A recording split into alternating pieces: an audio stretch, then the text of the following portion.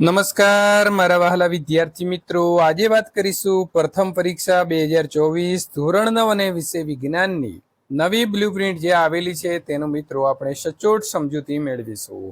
એ પહેલા ચેનલની અંદર પ્રથમ વખત આવ્યા છો તો વિદ્યાર્થી મિત્રો ચેનલને ખાસ સબસ્ક્રાઇબ કરી લેવી। વિદ્યાર્થી મિત્રો, આ વર્ષે બોર્ડ દ્વારા એટલે કે વર્ષ 2024-25 થી એટલે કે આ વર્ષથી જ નવું પ્રથમ પરીક્ષા માટે પ્રશ્નપત્રનું પરિરૂપ જે છે થોડું ચેન્જ કરવામાં આવેલું છે।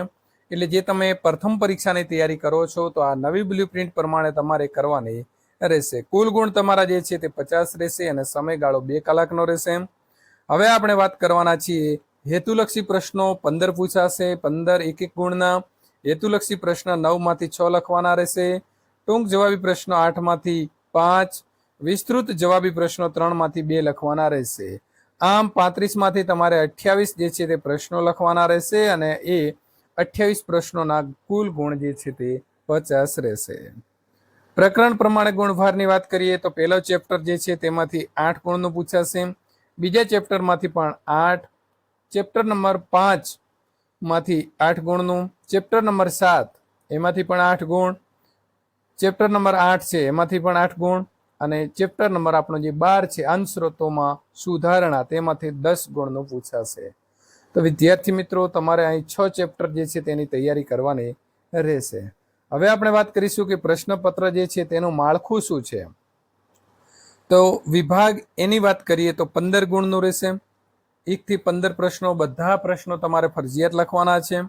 આ વિભાગની અંદર હેતુલક્ષી પ્રશ્નો MCQ, ત્યાર પછી MRQ એટલે કે એક કરતા વધારે જવાબવાળા, MCQ ખરા ખોટા, ખાલી જગ્યા, વ્યાખ્યા, સૂત્ર, એકમો, અતિ ટૂંક જવાબી પ્રશ્નો, એક શબ્દ કે એક વાક્યની અંદર જવાબ આપો, પૂરું નામ આપો, શોધ અને શોધક, આકૃતિનો ભાગ ઓળખાવો, આપેલા શબ્દો પૈકી અસંગત ઓળખો, ક્રમની અંદર ગોઠવો, આલેખ આધારિત પ્રશ્ન, ચિત્રને ઓળખો, વિધાન, કારણ, સંબંધ ચકાસતા પ્રશ્નો પૂર્ણ કરો, જોડકા વગેરે પ્રકારના પ્રશ્નો જે છે તે પૂછી શકાય। દરેકના મિત્રો 1 ગુણ રહેશે। કોઈ પણ પ્રકારના પ્રશ્નો 4 થી જે છે તે વધારે પૂછાશે નહીં, એટલે કે એક પ્રકારના 4 પ્રશ્નો જે હશે એ તમારે આવશે। હવે આપણે વાત કરીશું વિભાગ જે છે એ આપણો B છે। 16 થી 24 પ્રશ્નો, 9 માંથી કોઈ પણ તમને ગમતા તમારે 6 પ્રશ્નોના જવાબ 40 થી 50 શબ્દોની અંદર આપવાના રહેશે। વિભાગ C ની વાત કરીએ તો પ્રશ્ન નંબર 25 થી 32, કુલ 8 પ્રશ્નોમાંથી કોઈ પણ 5 પ્રશ્નોના મહત્તમ 60 થી 80 શબ્દોની મર્યાદામાં તમારે એના જવાબ જે છે તે આપવાના રહેશે। દરેક સાચા ઉત્તર જે છે તેના 3 ગુણ રહેશે, એટલે કે વિભાગ C આપણો 15 માર્કનો રહેશે। વિભાગ D પ્રશ્ન નંબર 33 થી 35, કુલ 3 પ્રશ્નોમાંથી તમારે 2 પ્રશ્નો 90 થી 120 શબ્દોની મર્યાદામાં લખવાના છે અને સાચા ઉત્તર માટે 4 ગુણ તમને મળવાપાત્ર જે છે તે રહેશે। તો વિદ્યાર્થી મિત્રો આ પ્રકારનું તમારું જે છે તે પ્રશ્નપત્ર જે છે તે રહેશે।